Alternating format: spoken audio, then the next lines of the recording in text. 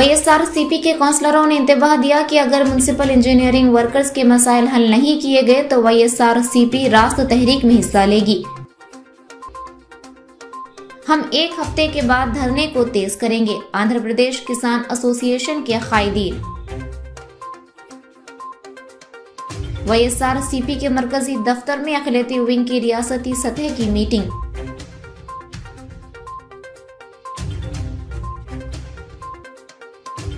पंचायत सेक्रेटरियों का नंदियाल में काम का बोझ कम करने और अपने मसाइल के हल के लिए एहतजाज। आवाज उर्दू टीवी में आपका इस्तकबाल है। वाईएसआरसीपी के काउंसलरों ने इंतबाह दिया कि अगर म्युनिसिपल इंजीनियरिंग वर्कर्स के मसाइल हल न किए गए तो वाईएसआरसीपी रास्त तहरीक में हिस्सा लेगी। AP municipal workers and employees federation CITU के ज़ेर एहतमाम एहतजाजी प्रोग्राम के छठे दिन शिल्पा महिला सहकारी बैंक की chairperson Shilpa Nagini Reddy, municipal vice chairman Gangisetty Sridhar और वाईएसआरसीपी के तमाम म्युनिसिपल काउंसलरों की हिमायत हासिल थी। म्युनिसिपल काउंसिल ने म्युनिसिपल इंजीनियरिंग डिपार्टमेंट में काम करने वाले तमाम कारकुनों से कहा कि वाईएसआरसीपी आपके साथ खड़ी रहेगी और आपके शुरू किए गए एजुकेशन प्रोग्रामों की मुकम्मल हिमायत करेगी और आइंदा की जिद्दोजहद में हिस्सा लेने के लिए तैयार रहेगी। इस प्रोग्राम में यूनियन के सदर secretaries Ramanujanulu Ranganath, assistant secretary Baladurgana, union के जिला कायदीन भास्कराचार्य, सीनियर लीडरान कृष्णैया, अदमू, मुरली, राजशेखर, सतीश और 250 कारकुनों ने हिस्सा लिया। बादजा CITU के जिला सेक्रेटरी लक्ष्मण ने कहा कि हुकूमत रियासत भर में इंजीनियरिंग कारकुनों के जायज मसाइल को हल करने पर तवज्जो नहीं दे रही है। इंजीनियरिंग वर्कर्स को दरपेश मसाइल के बारे में 15 दिन पहले रियासती वजीर बल्दियात नारायणा को बताया गया था। खासतौर पर जियो नंबर 36 के मुताबिक तमाम वर्कर्स को 21,000 रुपए दिए जाए, लेकिन ग्रेड के हिसाब से 24,000 रुपए लागू हो सकते हैं। 10 साल के बाद रिटायर होने वाले तमाम वर्कर्स को 75,000 रुपए रिटायरमेंट के फवायद के तौर पर फराहम किए जाए और 10 लाख रुपए एक्स ग्रेशिया दिया जाए। इनके खानदान में से एक फर्द को नौकरी दी जाए और इंजीनियरिंग वर्कर्स की रिटायरमेंट की उम्र बढ़ाकर 62 साल की जाए। उन्होंने कहा कि साबिका हुकूमत के दौर में किए गए वादों को फिलफौर पूरा किया जाए और मजदूरों और इनके खानदानों की किफालत की जाए। खास तौर पर पिछली हुकूमत के तहत 22 रोजा हड़ताल के दौरान chief minister Chandrababu Naidu, deputy CM पवन कल्याण और वजीर नारा लोकेश ने रियासत भर के तमाम खेमों में जाकर म्युनिसिपल वर्कर्स को इंसाफ दिलाने का तयखुन दिया था, लेकिन वो मसाइल को हल करने में कोताही बरत रहे हैं। अगर उन्होंने फौरी हमारे मसाइल को हल ना किया तो उन्हें अवामी गुस्से का सामना करना पड़ेगा। ఒక నగరము పరిశుభ్రంగా ఉండాలన్నా, అక్కడ ప్రజలు ఆరోగ్యంగా ఉండాలన్నా మొట్టమొదటిగా మనం చూసేది అక్కడ మున్సిపల్ సిబ్బందిని, మున్సిపాలిటీని మాత్రమే. ఇది మొట్టమొదటిగా గుర్తించింది మన మాజీ ముఖ్యమంత్రి వర్యులు శ్రీ జగన్మోహన్ రెడ్డి గారు. ఆయన ప్రజా ప్రభుత్వంలో జియో నంబర్ 7 కింద ఆయన అడగక మునుపునే అప్పుడు వర్కర్లకి మరి 10,000 నుంచి 13,000 వరకు, మరి హెల్త్ కేర్ వర్కర్లకి 15,000 నుంచి 21,000 వరకు అడగక మునుపుగానే ఆయన చేయడం జరిగింది. సో ఇవన్నీ కూడా ఇప్పటి ప్రభుత్వం గుర్తుంచుకోవాలి. ఎప్పటికైనా మున్సిపల్ సిబ్బందికి, మున్సిపాలిటీకి వాళ్ళ అందరిదందరూ ఉండాలని, అలా ఉంటేనే ప్రజలు బాగుంటారని తెలియజేస్తూ, అలాగే వైఎస్ఆర్సీపీ ప్రజా పబ్లిక్ రిప్రజెంటేటివ్స్ గా మేమందరం కూడా ఈ రోజు మన మున్సిపల్ అలాగే ముఖ్యంగా ఇంజనీరింగ్ డిపార్ట్మెంట్ వాళ్ళకి సంఘీభావం తెలియజేస్తున్నాను.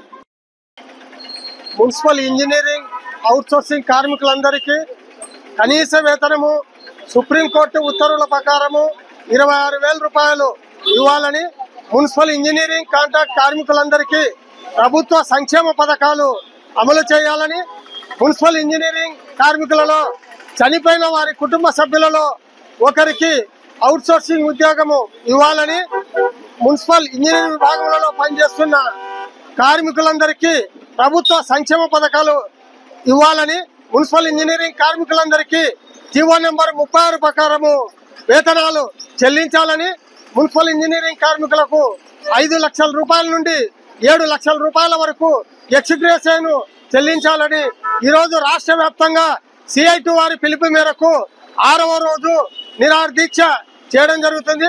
ఇప్పటికైనా కానీ ఏపీ ప్రభుత్వం వారు మున్సిపల్ ఇంజనీరింగ్ కాంట్రాక్ట్ కార్మికుల న్యాయమైన సమస్యలను పరిష్కారం చేసి వారి యొక్క కుటుంబాలను ఆదుకోవాలని చెప్పేసి మేము ఈరోజు CITU గా విజ్ఞప్తి చేస్తున్నాం. Thank you.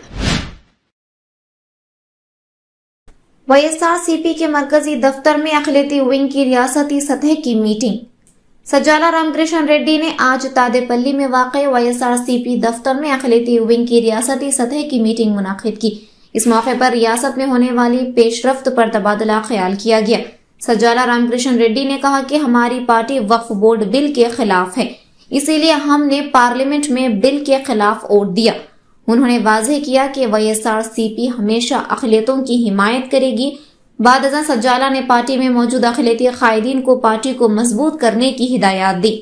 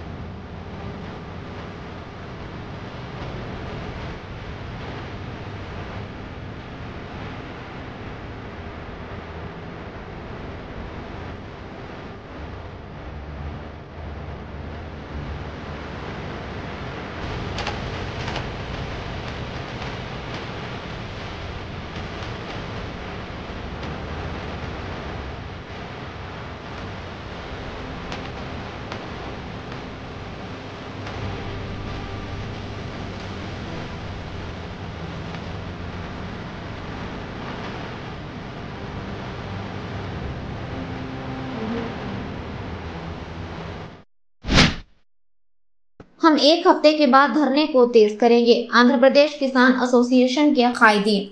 कोलिमगंडला के कलवादला गांव के करीब रैंको सीमेंट फैक्ट्री में कशीदगी का माहौल पैदा हो गया है। किसानों ने आंध्र प्रदेश फार्मर्स एसोसिएशन और अवामी तंजीमों के ज़ेर एहतमाम धरना दिया, जिसमें किसानों के खानदानों को इंसाफ फराहम करने का मुतालबा किया गया है, जिन्होंने सीमेंट फैक्ट्री को अपनी जमीनें दी थी। कोलिमगंडला से रैंको सीमेंट फैक्ट्री तक किसानों ने अवामी तंजीम के कायदीन के साथ एक बहुत बड़ी रैली निकाली।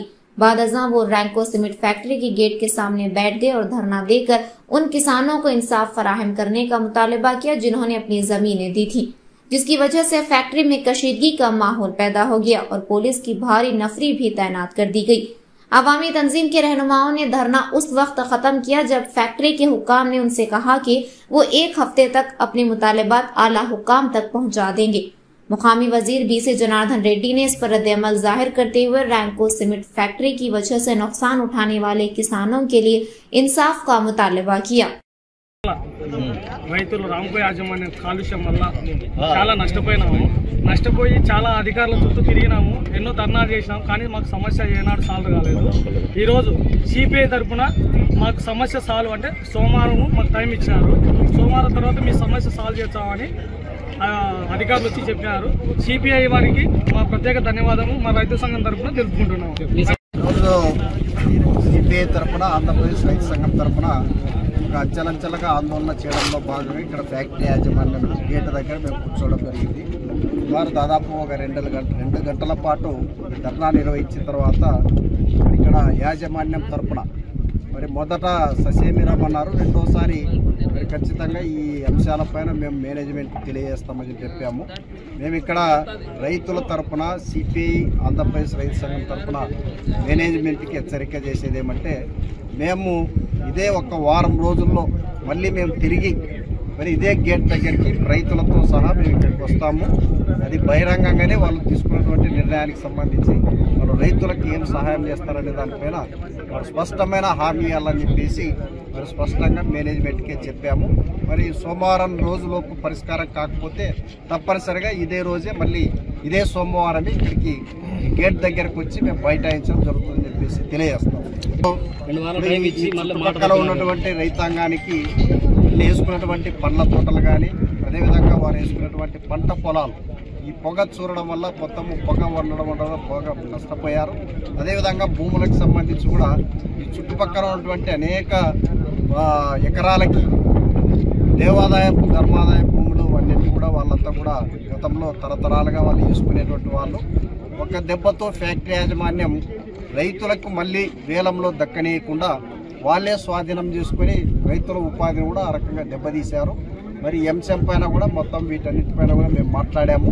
మరి ఇప్పటికైనా ఫ్యాక్టరీ యాజమాన్యానికి మేము హెచ్చరించేది ఒకటే, దీన్ని సామరస్యంగా పరిష్కారం చేసుకోవడానికి ఫ్యాక్టరీ యాజమాన్యం చిత్తశుద్ధితో కృషి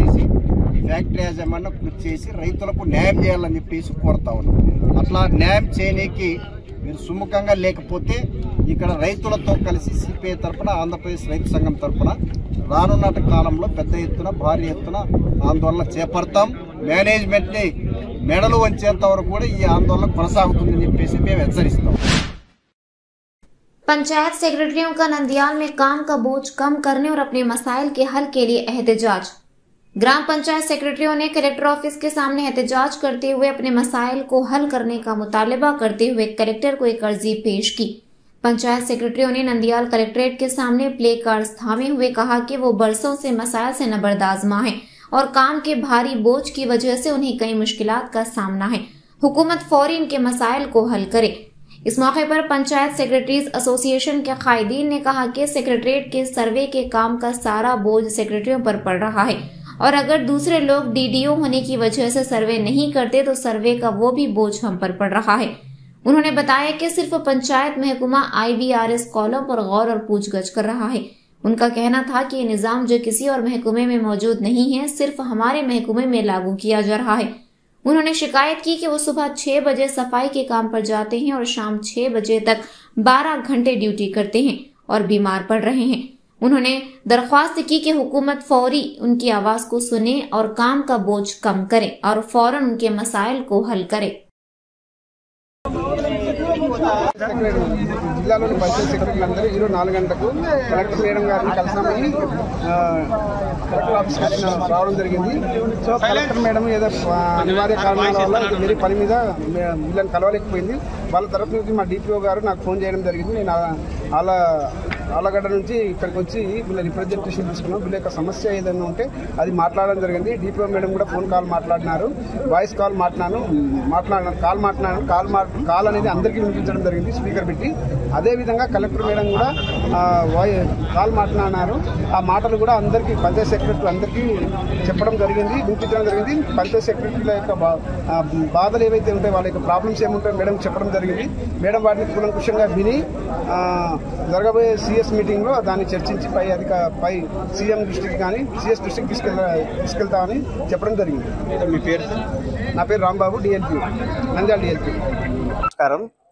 మేము ఇక్కడికి రావడానికి కారణం ఏమంటే పంచాయతీ కార్యదర్శులు ఒక దిక్కు పంచాయతీ విధులు చూసుకుంటూ ఈ సచివాలయం యొక్క విధులు కూడా నిర్వహించాలని చెప్తున్నారు. ఓకే, మంచిదే, ప్రభుత్వం ఏం ఆదేశించినప్పుడు చేయాలి.